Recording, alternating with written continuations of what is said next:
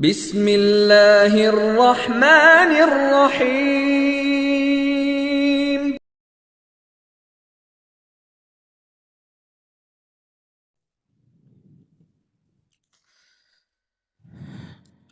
الحمد للہ رب العالمین والصلاة والسلام علی سید الانبیاء والمرسلین نبینا محمد وعلی آلہ واصحابہ اجمعین۔ اشہد ان لا الہ الا اللہ وحدہ لا شریک لہ واشہد ان محمدا عبدہ ورسولہ، اما بعد۔ حاضرین کرام، اللہ رب العالمین کا شکر اور احسان ہے کہ اس کی توفیق سے ہم اور آپ یہاں ایک نیک مقصد کے لیے اکٹھا ہوئے ہیں۔ ہم کوئی اپنی ذاتی فائدے کے لیے یا اپنے کسی ذاتی کام کے لیے یہاں نہیں بیٹھے ہیں، بلکہ اپنے دین کی معلومات حاصل کرنے کے لیے اور اللہ تعالیٰ نے ہمیں جو ذمہ داریاں دی ہیں اس دنیا کے اندر، ان ذمہ داریوں کو کسی حد تک ادا کرنے کی کوشش کرنے کے لیے۔ ابھی مغرب کی نماز ادا کی گئی۔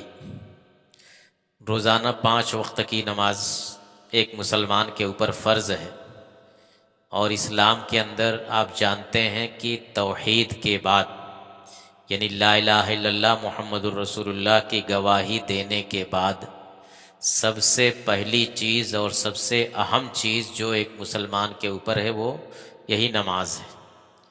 دن اور رات میں کل 5 وقت کی نماز۔ اللہ تعالیٰ نے یہ نماز اپنے نبی کو عرش پر بلا کر کے وہاں اس نماز کا تحفہ دیا تھا، وہاں یہ نماز فرض کی تھی۔ نماز کے سلسلے میں ہم پوری تفصیل نہیں بیان کرنا چاہتے ہیں۔ آپ جانتے ہیں کہ نماز کے اندر 3 چیز کا عمل ہوتا ہے، ایک زبان کا عمل ہوتا ہے، ایک دل کا عمل ہوتا ہے، اور ایک اعضاء اور جوارح کا ہوتا ہے۔ زبان کا عمل کا مطلب یہ ہے کہ زبان سے دعائیں پڑھی جاتی ہیں، قرآن پڑھا جاتا ہے نماز کے اندر، اور اعضاء سے رکوع، سجدہ، رفع دین، قیام، قعود، یہ سب جو ہے ہاتھ پاؤں کا یہ عمل ہے۔ اور تیسرا اور سب سے اہم عمل دل کا ہوتا ہے۔ نماز میں دل کا عمل سب سے اہم ہے۔ کیا مطلب؟ یعنی دل کی حاضری کے ساتھ نماز پڑھی جائے۔ ہم جب نماز پڑھیں تو ہمیں احساس ہو کہ ہم اللہ کے سامنے کھڑے ہیں، ہمیں یہ احساس ہو کہ ہم اللہ تعالیٰ سے مخاطب ہیں، ہمیں یہ احساس ہو کہ ہم اللہ تعالیٰ ہم سے گفتگو کر رہا ہے۔ یہی نماز کی روح ہے، یہی نماز کی روح ہے۔ اگر کسی جسم سے روح نکال لی جائے تو وہ جسم جو ہے اس کی کیا حیثیت؟ وہ ایک لاش ہے۔ اسی طریقے سے نماز سے اگر یہ خشوع اور خضوع نکال دیا جائے، اللہ کی یاد نکال دی جائے، تو اس نماز کا کوئی فائدہ نہیں ہوتا۔ نماز تو ہمارے ذمے سے ادا ہو جائے گی، ساقط ہو جائے گی، لیکن اس کا ہماری زندگی پر کوئی اثر نہیں ہوگا، بلکہ یہاں تک کہ اس کے اجر و ثواب میں بھی کمی آتی ہے۔ ہم اللہ کو یاد کرتے ہیں نماز کے اندر، تو ہمارا دل بھی، زبان سے تو ہم یاد کرتے ہیں، یعنی شروع سے لے کر آخر تک، جب سے اللہ اکبر کہتے ہیں، تکبیر تحریمہ، وہاں سے لے کر کے اور السلام علیکم ورحمۃ اللہ، السلام علیکم ورحمۃ اللہ کہنے تک، اس پورے وقفے میں چاہے 10 منٹ ہو، 15 منٹ ہو، جتنا بھی ہے، تو ہم اپنی زبان سے تو اللہ کو یاد کرتے ہیں۔ قیام کی حالت میں ہے تو وہ دعائیں پڑھتے ہیں، سورہ فاتحہ پڑھتے ہیں، سورہ پڑھتے ہیں، پھر رکوع میں جاتے ہیں، رکوع کی دعا پڑھتے ہیں، یعنی جتنے جتنی دعائیں ہیں ہم سب اپنی زبان سے ادا کرتے ہیں، تو زبان کا عمل تو ٹھیک ہے، لیکن دل بھی زبان کے ساتھ ساتھ حاضر ہے کہ نہیں ہے۔ ہم اس کو اگر کسی دنیا کے پیمانے پر دیکھیں، آپ کسی بڑے ذمہ دار کے پاس جاتے ہیں، کسی وزیر کے پاس، کسی حاکم کے پاس، تو ظاہر بات ہے کہ پوری توجہ کے ساتھ اس سے اپنی بات کہتے ہیں۔ آپ کو جو کچھ کہنا رہتا ہے، یہ نہیں کہ دل کہیں اور ہے، اپنا اونگ رہے ہیں اور اس سے اپنی بات کریں۔ اگر اس طرح کا رہے تو وہ حاکم آپ کو اپنے دربار سے نکال دے گا، اور کوئی آدمی ایسی غلطی کرے گا بھی نہیں، بلکہ ایک دم الرٹ رہے گا، پوری توجہ کے ساتھ اس کی جانب متوجہ رہے گا، اس سے اس کی بات سنے گا، اپنی بات کہے گا، اور پوری جتنی دیر تک وہاں رہے گا وہ بالکل الرٹ رہے گا۔ تو جب ہم سارے بادشاہوں کے بادشاہ اللہ رب العالمین کے سامنے آئیں، اس کے دربار میں آئیں، اس کے سامنے کھڑے ہوں، تو ہمیں کتنا الرٹ رہنے کی ضرورت ہے۔ ہمیں دل سے یاد رکھنا ہوگا کہ ہم اللہ کے سامنے کھڑے ہیں۔ قرآن کے اندر اللہ تعالیٰ نے نماز کا جہاں تذکرہ کیا ہے، وہاں اقیم الصلاۃ کہا ہے، نماز قائم کرو۔ کہیں سلو نہیں کہا نماز کے لیے کہ نماز پڑھو۔ نماز پڑھنا اور نماز قائم کرنا، اقیم الصلاۃ، اور اپنے اچھے بندوں کی تعریف جہاں کیا ہے تو اقام الصلاۃ اور المقیمین الصلاۃ، نماز قائم کرتے ہیں۔ اللہ کے نیک بندے وہ ہیں جو نماز قائم کرتے ہیں۔ تو نماز پڑھنے میں اور نماز قائم کرنے میں، یعنی یہ جو لفظ استعمال کیا گیا ہے قرآن کے اندر، کیا فرق ہے؟ مفسرین کہتے ہیں کہ اقامت صلاۃ کا لفظ اللہ تعالیٰ نے اسی لیے استعمال کیا ہے کہ اقامت صلاۃ کا مطلب ہوتا ہے کہ نماز کو اس کے پورے آداب کے ساتھ، اس کے پورے شرائط کے ساتھ، خشوع خضوع کے ساتھ ادا کیا جائے، تب اقامت صلاۃ ہو۔ خالی جیسے تیسے نماز پڑھ لیا جائے تو وہ اقامت صلاۃ نہیں، وہ محض ادائے صلاۃ ہوگی، نماز ادا ہو جائے گی۔ تو یہی باریکی ہے کہ اللہ تعالیٰ نے قرآن میں اقیم الصلاۃ کا لفظ استعمال کیا، نیک بندوں کی تعریف میں اقام الصلاۃ کہا، المقیمین الصلاۃ کہا۔ البتہ جہاں مذمت بیان کرنی تھی، جہاں سرزنش کرنی تھی، وہاں لفظ مصلین استعمال کیا، فویل للمصلین الذین هم عن صلاتهم ساہون، کہ بربادی ہو ان نمازیوں کے لیے جو اپنی نماز سے غفلت برتتے ہیں۔ ہے نماز پڑھنے والے، لیکن نماز میں سستی کرتے ہیں، چھوڑ پکڑ کے پڑھتے ہیں، اور غفلت کے ساتھ پڑھتے ہیں، اور بھی جتنی شکلیں ہو سکتی ہیں نماز میں سستی کرنے کی، سب اس میں داخل ہیں۔ تو لفظ مصلین وہاں استعمال کیا۔ تو یہ بہت باریک چیز ہے کہ ہم 5 مرتبہ اللہ کے سامنے روزانہ کھڑے ہوتے ہیں، تو کیا واقعی اس وقفے میں ہمارا دل بھی اللہ کو یاد کرتا ہے کہ نہیں کرتا ہے؟ دیکھیے منافقین کے بارے میں اللہ تعالیٰ نے قرآن میں فرمایا ہے کہ وَإِذَا قَامُوا إِلَى الصَّلَاةِ قَامُوا كُسَالَىٰ يُرَاءُونَ النَّاسَ وَلَا يَذْكُرُونَ اللَّهَ إِلَّا قَلِيلًا، کہ یہ منافقین کا معاملہ یہ ہے۔ منافق کہتے کس کو ہیں؟ عہد نبوی میں، بعد کے دور میں بھی ہوتے ہیں، جو لوگ دل سے اسلام کو نہیں مانتے تھے، لیکن جب انہوں نے دیکھا کہ اسلام بہت تیزی سے پھیل رہا ہے، مسلمان دن بدن مضبوط ہوتے جا رہے ہیں، تو زبان سے اقرار کر لیا اسلام کا، دل میں ان کے کفر ہی تھا، بس زبان سے اقرار کر لیا تاکہ ہم کو مسلمان مانا جائے، اور ہم کو مثلا مال غنیمت میں حصہ ملے، اور ہم کو وہ تمام سہولتیں ملیں جو مسلمانوں کو مل رہی ہیں۔ تو یہ لوگ نماز بھی پڑھتے تھے، روزہ بھی رکھتے تھے، لیکن ان کا معاملہ کیا تھا؟ اللہ تعالیٰ نے کہا کہ وَإِذَا قَامُوا إِلَى الصَّلَاةِ قَامُوا كُسَالَىٰ، جب یہ لوگ نماز کے لیے کھڑے ہوتے ہیں نا تو بڑی سستی کے ساتھ، بڑی کسل مندی کے ساتھ، اور کیا کرتے ہیں؟ یراؤون الناس، صرف لوگوں کو دکھلانے کے لیے آتے ہیں، ولا یذکرون اللہ الا قلیلا، اللہ کو بہت کم یاد کرتے ہیں۔ بھائی نماز تو پوری اللہ کو یاد کرنے ہی کے لیے پڑھی جاتی ہے، لیکن یہ ان کا معاملہ یہ ہے کہ چونکہ یہ دل ان کا حاضر نہیں ہے، یہ تو محض دکھلانے کے لیے پڑھتے ہیں، تو اس لیے اللہ کو بہت تھوڑا یاد کرتے ہیں۔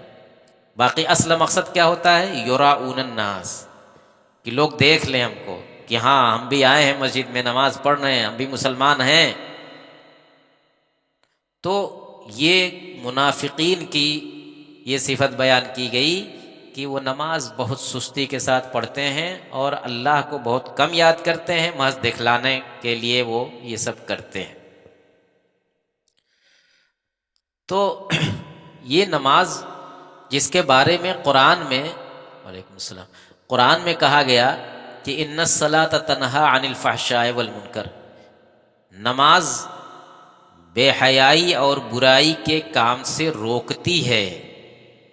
نماز انسان کو بے حیائی کے کام سے، برائی کے کام سے روکتی ہے، یعنی نماز کا اثر یہ ہونا چاہیے نماز پڑھنے والے کے اوپر کہ وہ غلط کام نہ کرے، برا کام نہ کرے، اللہ کی نافرمانی کا کام نہ کرے، بے حیائی کا کام نہ کرے۔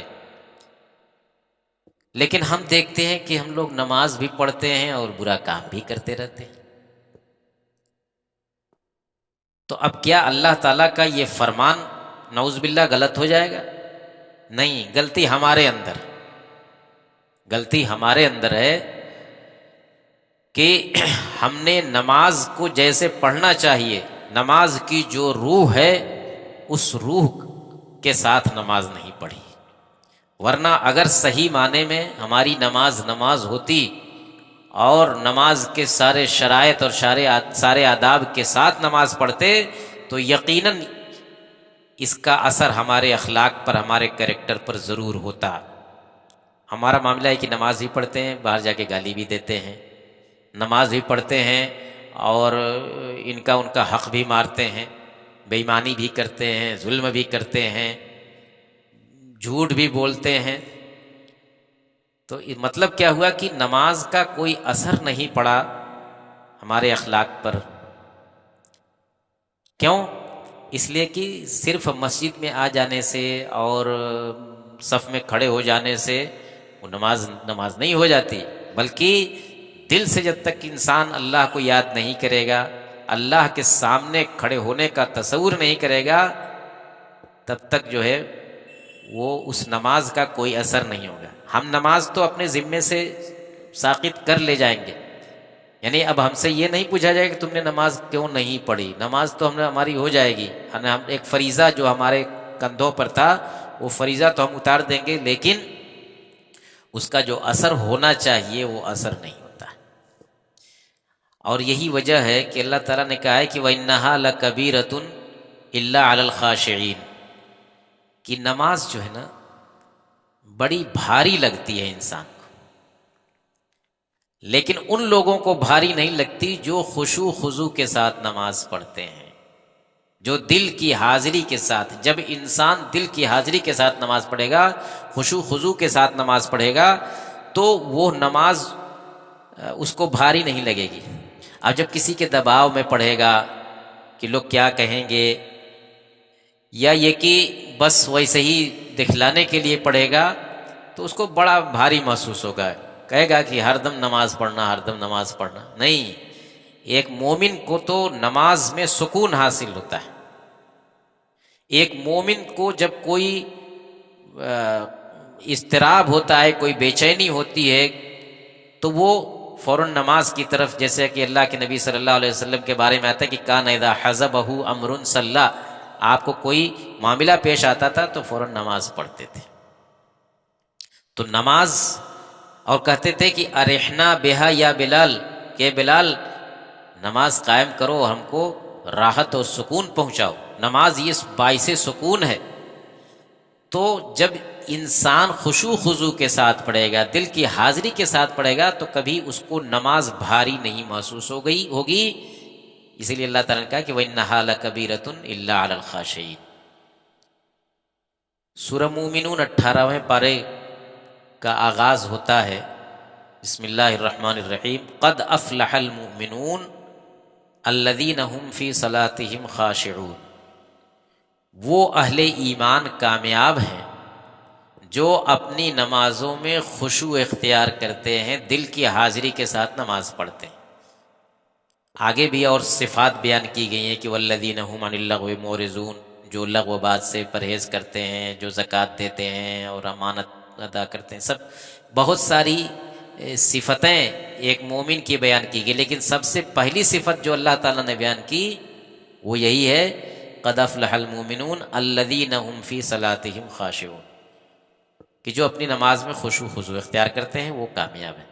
تو اس سے بھی اندازہ لگتا ہے کہ اللہ تعالیٰ کے یہاں اور ہمارے دین کے اندر نماز میں خشوع کی کیا اہمیت ہے اور کیوں اس کے اتنی تاکید کی گئی ہے، بار بار اس کو یاد دلایا گیا ہے اور اقامت صلاۃ کا لفظ استعمال کیا گیا ہے، بندوں کو بار بار اس کی طرف توجہ دلائی گئی ہے۔ اس سلسلے میں حدیثوں کے اندر آتا ہے کہ اذا صلی احدکم فانما یناجی ربہ، جب انسان نماز پڑھتا ہے تو وہ اپنے رب سے سرگوشی کرتا ہے، اپنے رب سے گویا بات چیت کرتا ہے۔ جب انسان نماز پڑھتا ہے تو اللہ تعالیٰ سے ہم کلام ہوتا ہے، گویا وہ اللہ تعالیٰ سے گفتگو کر رہا ہے۔ کیسے گفتگو کر رہا ہے؟ بھائی جیسے ہم نے اللہ اکبر کہا، فوراً دعائے ثنا پڑھتے ہیں، اس دعا میں ظاہر بات ہے کہ اللہ تعالیٰ ہی کو مخاطب کرتے ہیں، سبحانک اللہم و بحمدک و تبارک اسمک و تعالی جدک و لا الہ غیرک اللہم باعد بینی و بین خطایا کما بعدت، اے اللہ تعالیٰ میرے اور میرے گناہوں کے درمیان فاصلہ کر دے۔ تو اللہ تعالیٰ سے خطاب کیا کہ نہیں؟ اللہ تعالیٰ کو مخاطب کیا کہ نہیں؟ پھر جب سورہ فاتحہ پڑھتا ہے، سورہ فاتحہ پڑھتا ہے تو حدیث کے اندر آتا ہے، دیکھیے غور کرنے کی چیز ہے کہ سورہ فاتحہ وہ سورہ فاتحہ جس کے بغیر نماز نہیں ہوتی، اس کو ہم ایسے سمجھیں ایک دوسری حدیث سے کہ اللہ کے نبی صلی اللہ علیہ وسلم نے فرمایا کہ جب انسان نماز کے لیے کھڑا ہوتا ہے اور الحمدللہ رب العالمین کہتا ہے تو ادھر اللہ تعالیٰ کہتا ہے کہ حمدنی عبدی، میرے بندے نے میری تعریف کی۔ ہم نے ایک آیت پڑھی، کیا کہا؟ الحمدللہ رب العالمین، ساری تعریف اللہ رب العالمین کے لیے ہے۔ تو اللہ تعالیٰ کا جواب آتا ہے کہ دیکھو میرے بندے نے میری تعریف کی۔ الرحمن الرحیم، پھر جب بندہ کہتا ہے تو پھر اللہ تعالیٰ کی طرف سے جواب آتا ہے کہ دیکھو میرے بندے نے میری ثنا بیان کی۔ مالک یوم الدین کہتا ہے تو پھر اللہ تعالیٰ کی طرف سے آتا ہے کہ دیکھو میرے بندے نے میرے بارے میں یہ کہا۔ اس طرح سے ہر آیت پر اللہ تعالیٰ کی طرف سے جواب آتا ہے، گویا کہ ہر آیت پر اللہ تعالیٰ ایک طرح سے ہماری تعریف کرتا ہے کہ ہاں دیکھو میرے بندے نے میرے بارے میں ایسا کہا، میرے بندے۔ اور اگر ہم سورہ فاتحہ ہی نہ پڑھیں، تب اگر سورہ فاتحہ نہیں پڑھتے ہیں تو اللہ کا سے یہ جو ہم کلام ہونے کا شرف ہے، اللہ تعالیٰ سے بات کرنے کا جو شرف ہے، یہ حاصل ہوگا نہیں ہوگا؟ تو اب ہم کو محسوس کرنا چاہیے کہ ہم نے الحمدللہ رب العالمین پڑھا تو اللہ تعالیٰ نے یہ جواب بھیجا، اللہ تعالیٰ کی طرف سے ہم سے یہ کہا گیا، گویا کہ اللہ تعالیٰ ہمارا شکریہ ہماری تعریف کر رہا ہے کہ دیکھو میرے بندے نے میری تعریف کی، میرے بندے نے میری ثنا بیان کی۔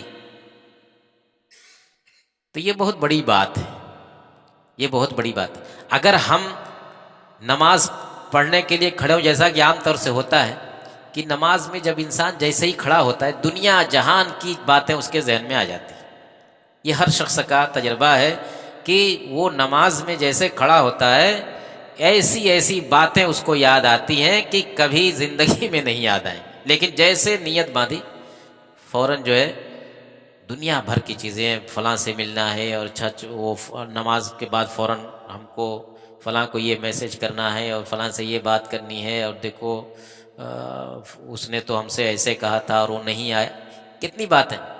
اگر کوئی مشین ہو جو کیلکولیٹ کرے کہ ہماری نماز کے اندر کتنا ذہن ہمارا کہاں کہاں رہتا ہے، کتنا اللہ کو یاد کرتا ہے کتنی دیر، اور کتنی دیر دوسری چیزوں میں، تو یقین جانیے کہ 10% بھی شاید جو ہے وہ نکلے کہ جتنی دیر میں ہم اللہ تعالیٰ کو یاد کرتے ہیں. یہ ہر آدمی اس کو محسوس کرتا ہے.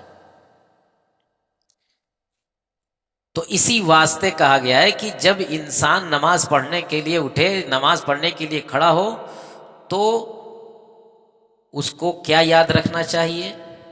ان تعبد اللہ کانک تراہ فإن لم تکن تراہ فإنہ یراک. اللہ کی عبادت اس طرح کرو گویا کہ تم اللہ کو دیکھ رہے ہو. اللہ کی عبادت اس طرح کرو کہ گویا اللہ کو دیکھ رہے. اللہ تعالیٰ تمہارے سامنے ہے.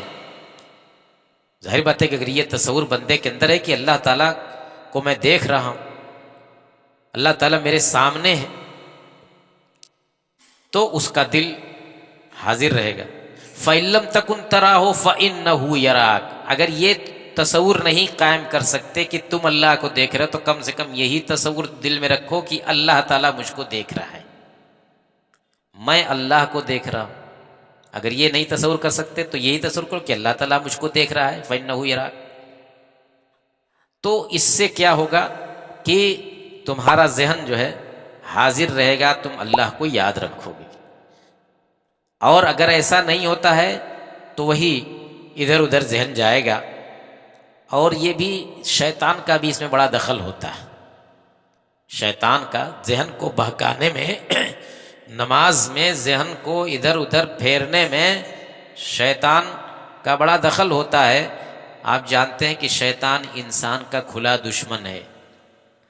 پہلے دن سے اس نے قسم کھا رکھی ہے کہ میں جیسے بھی ہوگا انسانوں کو گمراہ کرنے کی کوشش کروں گا، انسانوں کو اللہ تعالیٰ کے راستے سے ہٹانے کی کوشش کروں گا، گناہوں میں مبتلا کرنے کی کوشش کروں گا. اب مسجد میں ہے، بندہ مسجد میں آ گیا تو اب شیطان یہاں بھی اس کا پیچھا نہیں چھوڑتا. پہلے تو اس کی کوشش یہ ہوتی کہ مسجد تک پہنچنے نہ دے بندے کو، لیکن اگر بندہ مسجد میں پہنچ بھی گیا، نماز پڑھنے بھی لگا، تو بھی وہ اپنا کام کرتا ہے. چنانچہ حدیث کے اندر آتا ہے کہ جب اذان ہوتی ہے، نماز کے لیے اذان ہوتی ہے، تو شیطان جو ہے تیزی سے بھاگتا ہے. وہ اذان نہیں سننا چاہتا، اذان سے اس کو الرجی ہے، اس لیے کہ اذان میں اللہ تعالیٰ کا ذکر ہوتا ہے، اللہ تعالیٰ کی بڑائی بیان کی جاتی ہے، اس کے نبی کی رسالت کا اقرار ہوتا ہے. وہ بڑا دور بھاگتا ہے. جب نماز اذان ختم ہوتی تو پھر آتا ہے، پھر جب اقامت شروع ہوتی ہے تو پھر بھاگتا ہے تیزی کے ساتھ، کیونکہ جو اذان ہے وہی اقامت ہے، جو الفاظ اذان میں ہیں وہی اقامت میں ہے. تو پھر اس کو الرجی ہوتی ہے، پھر وہ پریشان ہوتا ہے یہ الفاظ سن کر کے، پھر بھاگتا ہے. اور جب اقامت ختم ہوتی تو پھر آ جاتا ہے. اب آ جاتا ہے تو کیا کرتا ہے؟ اب انسان کو وہ اس کے ذہن کے اندر وسوسے پیدا کرتا ہے، اس کو یاد دلاتا ہے، کہتا ہے کہ اذکر کذا اذکر کذا ما لم یکن یذکرہ. ارے فلاں چیز یاد کرو، فلاں چیز یاد کرو. وہ ساری چیزیں جو انسان کو اور وقت میں نہیں یاد رہتی ان کو بھی یاد دلاتا ہے. حدیث میں آتا ہے کہ یہاں تک کہ انسان بھول جاتا ہے کہ اس نے کتنی رکعت نماز پڑھی. حتی لا یدری کم صلی، بھول جاتا ہے کتنی رکعت نماز پڑھی. اور یہ کیسے بھولتا ہے؟ ظاہر بات ہے کہ اگر وہ شروع سے لے کر کے برابر اپنے ذہن کو حاضر رکھے تو نہیں بھولے گا، لیکن وہ تو اللہ اکبر کہتے ہی، نیت باندھتے ہی وہ کام شروع ہو جاتا ہے کہ یہ کرنا ہے، وہ کرنا ہے، اور یہ ہے وہ ہے.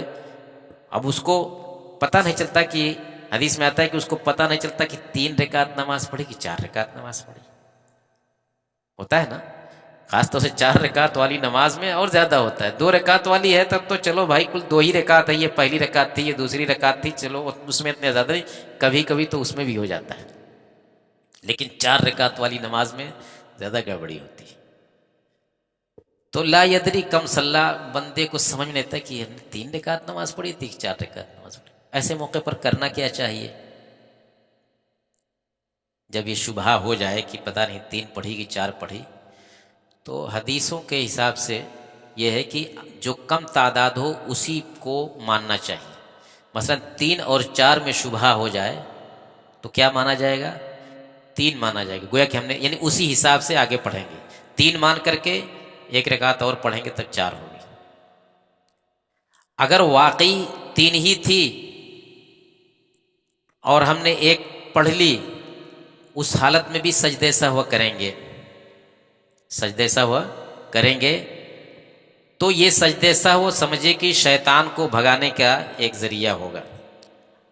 اور اگر 3 اور 4 میں شبہ تھا اور ہم نے 1 رکعت اور پڑھ لی 3 مان کر کے، جبکہ حقیقت میں وہ 4 تھی اور یہ 5 ہو گئی، تو گویا کہ سجدہ سہو اس کے ساتھ جوڑ کر کے الگ سے 2 رکعت بن جاتی ہے.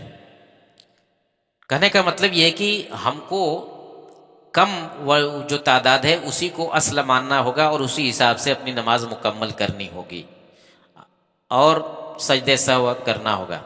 تو یہ شیطان انسان کو بہکانے کی کوشش کرتا ہے کہ کسی طرح سے نماز میں اس کا دل نہ لگے، کیونکہ جب اس کا دل نہیں لگے گا تو اس کی نماز بیکار ہو جائے گی، اس کی نماز کا کوئی فائدہ نہیں ہوگا، اس کا کوئی اجر و ثواب نہیں ہوگا، اس کے اخلاق پر اس کا کوئی اثر نہیں ہوگا.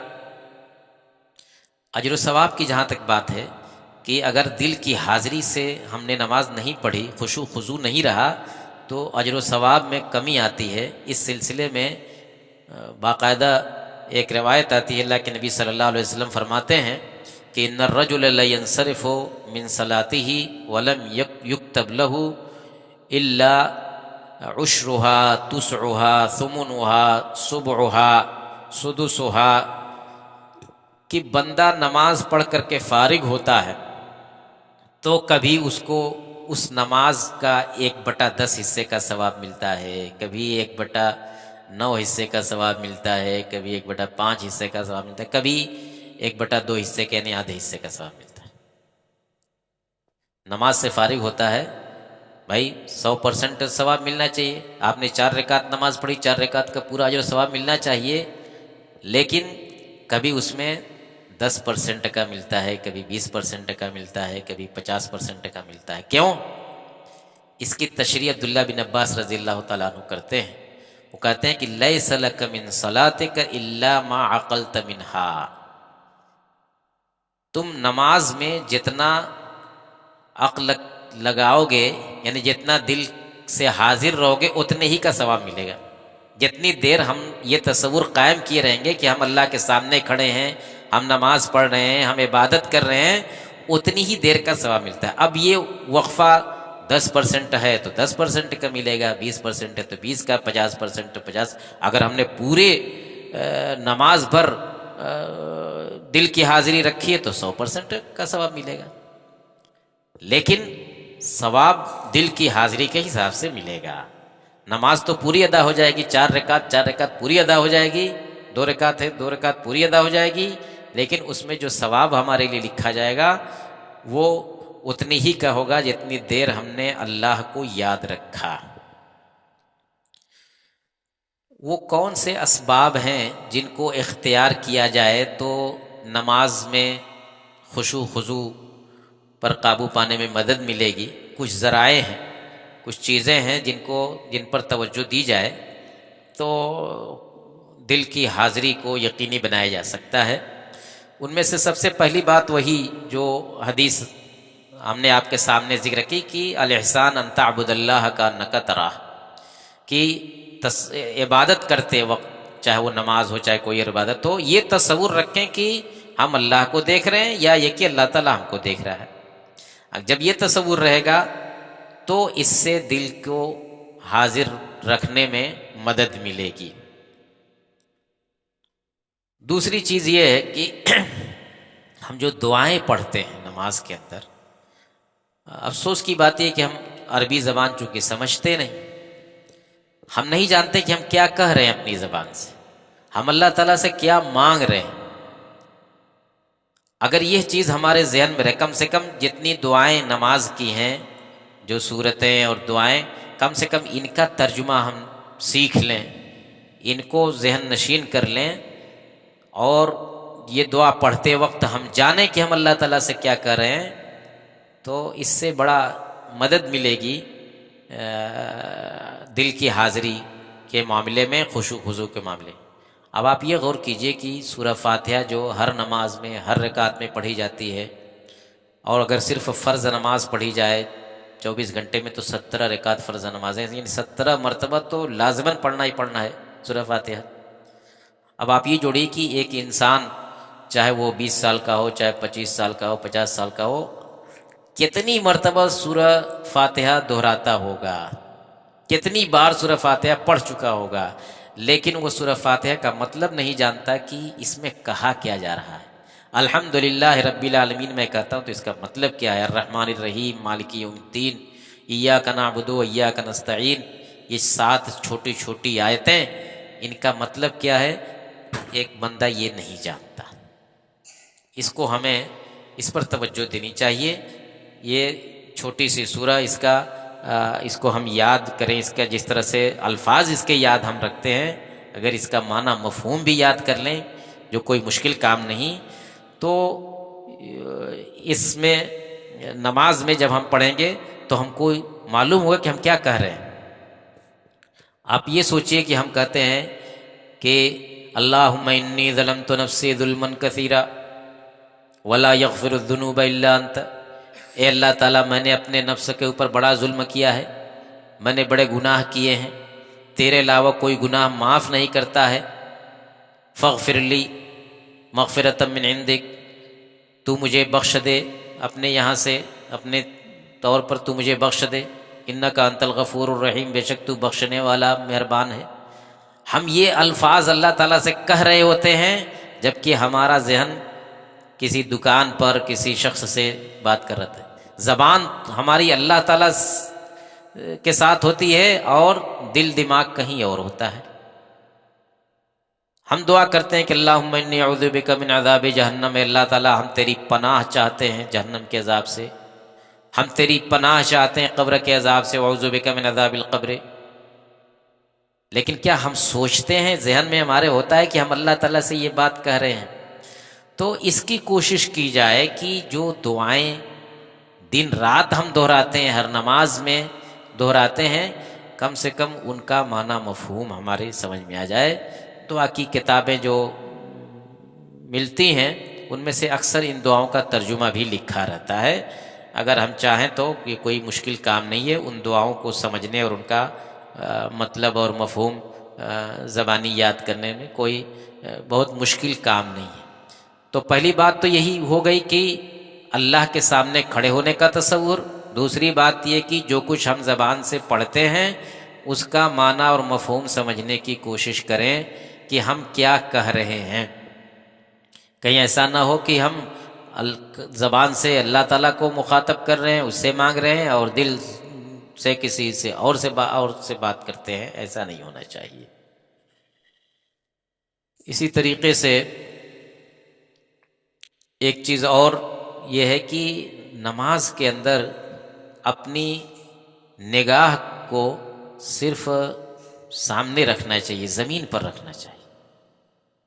بسا اوقات انسان جو ہے اس کا خیال نہیں کرتا، ذرا بھی کوئی آہٹ ہوئی دائیں بائیں جھانکنے کی کوشش کرتا ہے، کبھی سامنے گھڑی لگی ہے اس کو دیکھ لیتا ہے، کبھی اور کوئی چیز ہے قابل توجہ اس کی طرف نظر اٹھا لیتا ہے. تو یہ چیز نہیں ہونی چاہیے. مسجدوں میں الحمدللہ یہاں مسجد میں قبلے کی دیوار میں کوئی چیز نہیں، بڑی اچھی چیز ہے. بعض جگہوں پر آپ دیکھیں گے کہ سامنے کی دیوار پر جنتری بھی ٹانگی ہوئی ہے اور وہ نماز کا ٹائم ٹیبل ہے وہ بھی ہے، اور کچھ کتابیں بھی رکھی رہتی ہیں جن کا ٹائٹل وغیرہ اس پر نظر جاتی رہتی ہے کہ کیا لکھا ہے. تو یہ چیز نہیں ہونا چاہیے. حضرت عائشہ رضی اللہ تعالیٰ عنہ نے ایک مرتبہ اپنے کمرے میں ایک پردہ لگایا تھا، منقش نقش و نگار والا پردہ تھا. اللہ کے نبی صلی اللہ علیہ وسلم نماز پڑھتے تھے تو اس کی طرف نگاہ اٹھ جاتی تھی. آپ نے منع کیا، کہا کہ امیتی عنا قرامک ھذا، اپنا یہ پردہ ہٹاؤ، کیونکہ اس میں جو نقش و نگار بنا ہوا ہے تو وہ میرے ذہن کو ڈسٹرب کرتا ہے. تو نمازی کے سامنے اور فرش پر بھی بہت منقش قسم کی چادر یا بہت نقش و نگار والا مصلی اگر ہے تو اس میں بھی بندہ جو ہے مگن ہو جاتا ہے، اس کو دیکھتا ہے کہ اچھا یہاں یہ پھول بنا ہوا ہے، یہ رنگ ہے، یہ ایسا ہے. تو ان سب چیزوں سے بھی پرہیز کرنا چاہیے. اس طرح کی کوئی چیز نہیں سامنے ہونی چاہیے مصلی کے. ایک مرتبہ ایک صحابی نے اللہ کے رسول صلی اللہ علیہ وسلم سے نصیحت کرنے کی درخواست کی کہ اللہ کے نبی کوئی مجھ کو نصیحت کر دیجیے. تو آپ نے فرمایا کہ صلی صلاۃ مودع، دیکھو نماز جب پڑھو تو ایسی نماز پڑھو، اس طرح پڑھو کہ سمجھو کہ یہ تمہاری آخری نماز ہے، الوداع کہنے والے کی نماز ہے. یہ دیکھیے کتنی جامع نصیحت ہے. اگر کسی انسان کو یہ معلوم ہو جائے کہ یہ میری آخری نماز ہے، نعوذ باللہ، اللہ تعالیٰ سب کو محفوظ رکھے، اگر کسی کو فیصلہ ہو جائے کورٹ کا کہ اس نماز کے بعد تم کو قتل کر دیا جائے گا، تم کو 2 رکعت نماز پڑھنے کا موقع دیا جاتا ہے، اس کے بعد تمہیں قتل کر دیا جائے گا، اس 2 رکعت نماز میں یا جتنی بھی نماز وہ کتنے خشوع خضوع کے ساتھ پڑھے گا، کیونکہ اس کو معلوم ہے کہ میری زندگی کی یہ آخری نماز ہے، اب اس کے بعد مجھے نماز پڑھنے کا، اللہ سے سرگوشی کرنے کا موقع نہیں ملے گا. تو ہمیشہ اپنے آپ کو اسی حالت میں تصور کرو، جب نماز کے لیے کھڑے ہو تو یہ مان کر کے چلو کہ یہ میری آخری نماز ہے. اور ماننا بھی چاہیے، کیونکہ کس کو پتا کہ ہم نے مغرب کی نماز پڑھی، عشاء کی نماز تک ہم زندہ رہیں گے، کوئی گارنٹی ہے کسی کی؟ تو یہ بہت بڑی چیز ہے کہ جب نماز کے لیے ہم کھڑے ہوں تو یہ تصور کریں کہ شاید یہ ہماری آخری نماز ہو، پھر ہم کو موقع نہ ملے اللہ کی عبادت کرنے کا.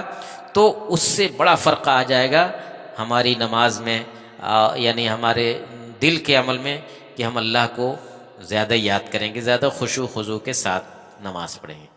اسی طریقے سے بعض حدیثوں میں یہ بھی کہا گیا ہے کہ موت کو یاد کرنا چاہیے، نماز میں موت کو یاد کرنا چاہیے. موت جو ایک یقینی چیز ہے، ہر انسان کو آنی ہی آنی ہے، اس میں کیا بوڑھا، کیا نوجوان، کیا بچہ، کسی کو نہیں پتا کہ کب اس کی زندگی کا چراغ بجھ جائے گا. تو ایک انسان کو اللہ کی عبادت کرتے ہوئے موت کو بھی یاد رکھنا چاہیے کہ اس دنیا سے ہم کو جانا ہے. جب موت کو یاد کرے گا تو اس کے خشوع خضوع میں اضافہ ہوگا، خشوع خضوع کو برقرار رکھنے میں مدد ملے گی.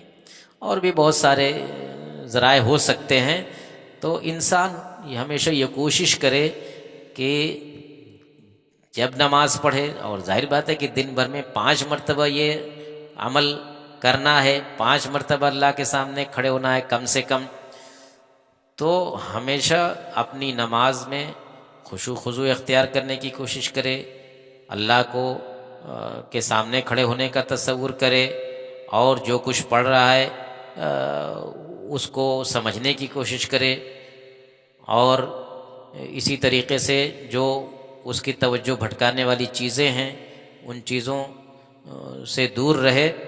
تو انشاءاللہ دھیرے دھیرے دھیرے دھیرے اس کو آسانی ہو جائے گی، اور خشوع خضوع کو محفوظ رکھنے کی اور دل کو حاضر رکھنے کی اس کی کوشش کامیاب ہوگی. ہمارے اسلاف کا معاملہ یہ ہوتا تھا، اللہ والے، کہ نماز جب شروع کرتے تھے تو ان کو پتہ نہیں چلتا تھا کہ کیا ہو رہا ہے.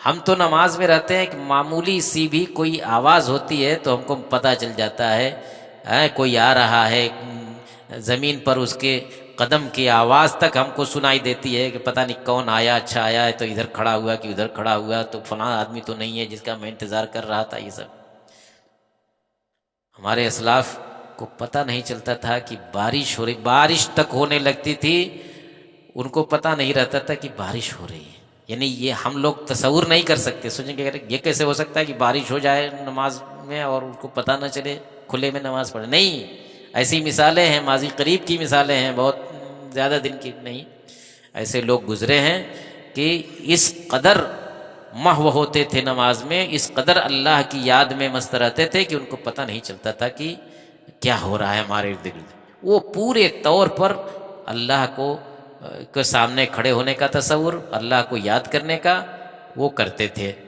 تو یہ ساری چیزیں ایک انسان کو حوصلہ دیتی ہیں کہ ہم بھی کوشش کریں۔ جب انسان کوشش کرتا ہے تو اللہ تعالیٰ کی طرف سے بھی اس کو توفیق ملتی ہے اور اللہ تعالیٰ اس کے معاملے کو آسان کرتا ہے۔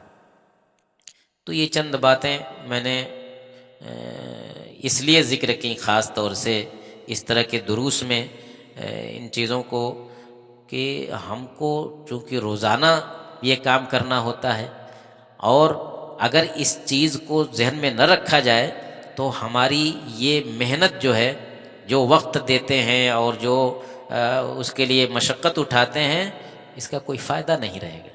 انسان کوئی کام کرے، مسلسل کرتا رہے، اس کا کوئی فائدہ نہ ملے، آپ دکانداری کریں، تجارت کریں، لیکن اس کا فائدہ نہ ہو، تو آپ سوچیں گے کہ نہیں سوچیں گے کہ ہاں آخر کیوں نہیں فائدہ ہو رہا ہے، کیوں نہیں اس کا ہماری محنت کا ثمرہ مل رہا ہے۔ تو اسی طریقے سے اللہ کی عبادت کریں، دن میں 5 مرتبہ 15 منٹ بھی اگر لگاتے ہیں، 20 منٹ بھی لگاتے ہیں، تو 1 گھنٹہ سے زیادہ وقت لگتا ہے، لیکن کچھ حاصل اگر نہیں ہوتا، اگر ہمارے اخلاق اور کردار پر بھی اس کا اثر نہیں پڑتا، اجر و ثواب بھی کم ملتا ہے، تو یقیناً یہ فکر کرنے کی چیز ہے، یہ سوچنے کی چیز ہے۔ بس تھوڑی سی توجہ اگر ہم اپنی کر دیں اس جانب، تو الحمدللہ ہمارے اجر و ثواب میں بھی اضافہ ہوگا، اور نماز کا جو اصل مقصد ہے، نماز کی جو روح ہے، وہ بھی شامل ہو جائے گی، ہمارے اخلاق کردار پر بھی اس کا اثر ہوگا۔ اللہ تعالیٰ سے یہی دعا ہے کہ الہ العالمین تو ہمیں نماز کی ساری شرائط کے ساتھ نماز ادا کرنے کی توفیق عطا فرما، اور ہمیں اس بات کی توفیق دے کہ خاص طور سے خشوع خضوع کے ساتھ نماز ادا کریں، اور جو بھی نیک عمل کرتے ہیں اللہ تعالیٰ ہمیں معلوم ہے کہ ہم سے کوتاہی ہوتی ہے، سستی ہوتی ہے، لیکن اللہ تعالیٰ تو غفور الرحیم ہے۔ ہم تو اس سے یہی دعا کرتے ہیں کہ ہماری عبادتیں جیسی ہوں ان میں کمی کوتاہی ہو، لیکن تو اس کو قبول کر لے اور اس کا اجر و ثواب ہمیں عطا کر۔ آمین وآخر دعوانا ان الحمد للہ رب العالمین۔